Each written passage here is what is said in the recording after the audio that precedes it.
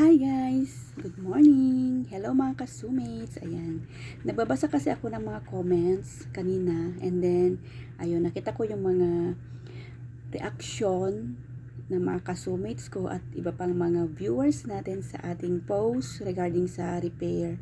So, usapang repair tayo for today. Ayan, Siyempre, bilang mananahi, nasubukan ko na din yan, yung may mga magreklamo, ang mahal daw ng singil mo kasi binili niya daw yung ipapa-repair niya sa'yo ng 20 pesos sa ukay-ukay pero putol lang 50 na. Di ba? Ganito kasi yon mga madam. Ang pagre-repair ay hindi lang naman basta putol yon. Halimbawa, ayan, magsiset tayo ng halimbawa. Wait lang, kukunin ko yung example ko. Ayan, ito. Halimbawa ito, 'di ba? Maluwang siya. Ngayon, binili niya sa ukay-ukay ng 20. Ngayon pumunta sa'yo si buyer, nagpunta si customer. Ngayon papalitan daw ng bewang. Ngayon, 'di ba dito pababawasan ang bewang niya kasi nga maluwang. Hindi lang naman itong bewang ang gagalawin natin dito. Itong side niya din. Kasi nga, hindi naman pwedeng ito lang tatahiin mo. O, diba? Ang pangit.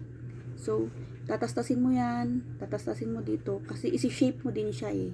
Isusunod mo yung bewang dito sa katawan ng short na to. O palda. Ganun. Sa sleeve naman, karamihan kasi sa mga sa mga nire-repair ko ay sleeve. Ayan, pahigpitan ko daw. Bawasan kasi nga maluwang.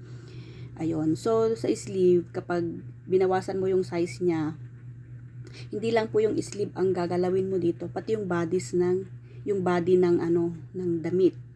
Kasi nga, hindi naman pwedeng yung sleeve lang, bawasan mo. Di may awang na dito sa may kilikili niya. Butas na siya. Ganon yan. Kaya, hindi lang ito ang tatastasin mo. Hindi lang dito ang babawasan mo, pati dito. Kasi iaayon mo din yung sukat niya dito sa may kele-kele niya. Ganon yan. So, yun po ang alam ko. Kasi nga, skilled lang po ako sa mga damit.